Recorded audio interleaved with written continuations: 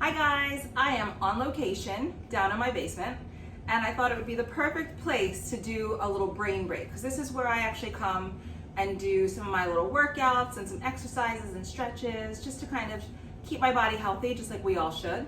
So I know that you've been working hard. You learned about a lot of different examples, 6 to be exact, 6 different examples of figurative language. You also were listening for them closely in our read aloud when we read Too Many Tamales. So I thought that you'd be ready for a brain break. So I'm actually going to show you one. You might know this already. I call it spelling aerobics. And this is something that I normally use for my spelling words, but since you're home, I thought this would be a good, just like a good little activity for you to learn because you can use it with any spelling word list. And I love that it kind of gets you moving and it ties in that body movement with the spellings of different words. So the first thing that I'm just going to show you is just how the different movements are going to work depending on the letter in the word. So the first thing you need to know that there are tall letters, right? We write them all the time, but we might not think of maybe how tall or short they are or where they're kind of falling on the line, but that's what we need to know for spelling aerobics. So a tall letter would be like the lowercase h. That line touches all the way to the top line, so does the letter T, so does the letter L, so does the letter K. Those are all of our tall letters. So if one of our words contains a tall letter, we're going to touch the sky. We're going to reach all the way up and touch the ceiling. If the word has a midline letter, which I think every single one of them does because they all have vowels, right? Every word has a vowel. And all of our vowels, except for Y, happen to be midline letters. So if your letter is a midline, you're just going to touch your hips. So it would be like A, E, I, O, U, not Y. Y is actually a descending letter, just like J is, just like P is, just like G is. So those are those letters that fall below the line. So when they fall below the line, you're going to reach down and touch your toes. Okay? So we'll start slow. And I'm thinking that we'll start with simile. It's a smaller word. I think it's a good one to start with. But I'm just going to remind you of the spelling of simile and the meaning before we aerobicize it. So this is a simile. Remember that it means to compare two things using the words like or as. Simile.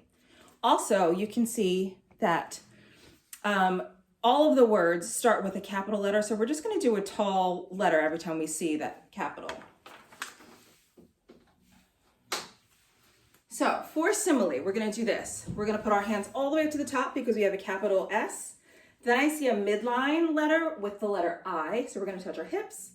Then another midline letter with the M. Another midline with I, but then a tall lowercase l, and then E. Ready to try it again? So it would be S, I, M, I, L, E. Simile. Got it? All right, let's try another one. The next one that we're going to do is alliteration. Remember that alliteration is a sentence or phrase where each of the first words either begins with the same letter or the same sound. Alliteration. It's a little longer, but I know you can handle it. So we're going to start with our capital A. So hands all the way up top. So it's A, L, L, I, T, E, R, A, T, I, O, N.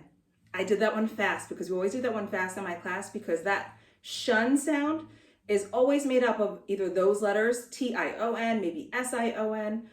It's a tricky one because I know it sounds like it should have an S-H in there, but that shun sound is either T-I-O-N, like in some of your math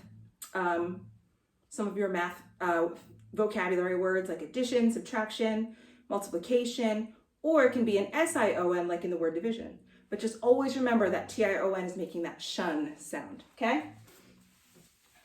Oh boy. Here's our biggie. Onomatopoeia. It's a biggie, but I know you can handle it.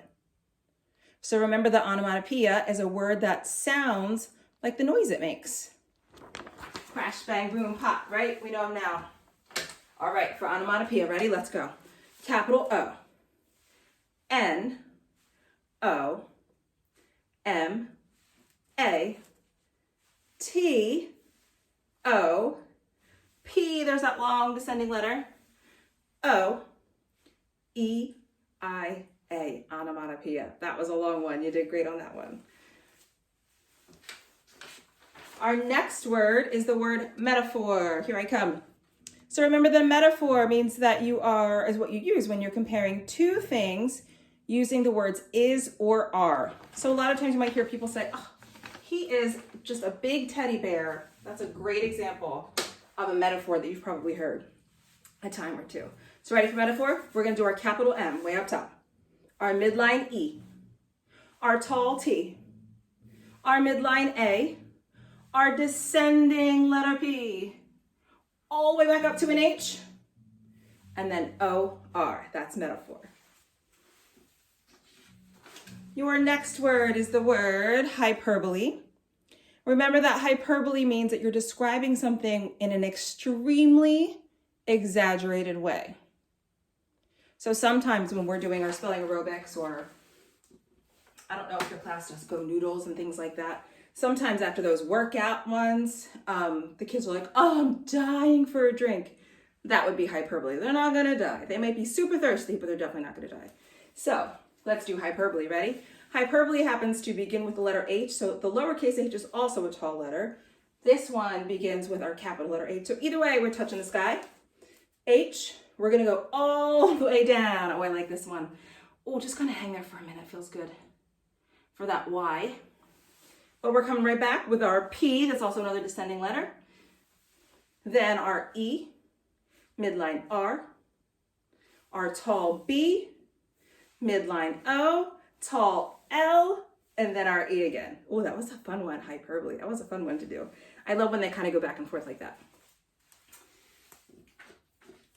And then our last one for our spelling aerobics is personification, another biggie. Remember that personification is when you're describing non-human things using human qualities. Personification. So since we are using the capitals that we see on our poster, we're going to start by going all the way up high. Normally, if it's a lowercase p, we would touch our toes, right? Because that normally is a descending letter when it's a lowercase. But we're going to start with our capitals. Ready? Capital P, midline E, R, S, O, and there's that base word person again, I, tall F, midline I again, C, A, remember it ends with shun. Can we do it fast? Ready? T-I-O-N, shun, personification. Nice job, guys. All right, so the next thing that we're going to do is I'm going to show you, just move you a little closer, how we can use some of the different things that you might have around your house to kind of do the same activity that we did with our read aloud. So remember, I use these big blocks. I use the big ones just because they were a little bit easier to see, but if you're at home and you have Legos, or like I said, you can even use coins or something, just every time you hear one, put one out, and it will remind you of how many you heard in the story. So I just kind of grabbed a couple things. Thought you guys might like these. How many of you have these around your house? And they might be your mom's arch nemesis because they're all over the floor and she needs to vacuum them. So these are some Nerf darts. So you could even use something like these. If you're reading a story, just kind of have them next to your book. And then every time you hear something like, oh, I heard a simile, set one aside. Oh, I heard a metaphor, set one aside. And then by the end, let's say you heard 3 in your book. That means that you're going to try and use 3 when you're doing your writing or just sharing out with a friend. Sometimes we do things like that in school. We do a partner share, right? This one I thought we could have a lot of fun with. So again, you guys are home. You might have some Jenga blocks at home. You could take turns reading a story with somebody at home. And then if you hear some figurative language, the first person that hears it gets to pull a Jenga block. So I'm going to try and do this without knocking the whole stack over. Let's see.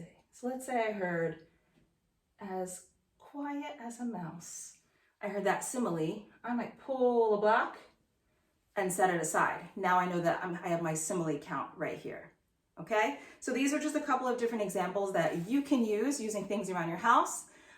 Remember that you can also turn and use these when you're writing to kind of inspire a story. Maybe you want to take these and build something with them. And then whatever you build, starts an inspiration for a story. So maybe you make a house or a tower, and then that becomes the setting of your story. So have fun with some of the different things around your house, and just remember that just because you're not at school doesn't mean you have to stop learning. And I'm going to show you what we're going to do with our blocks for our next part.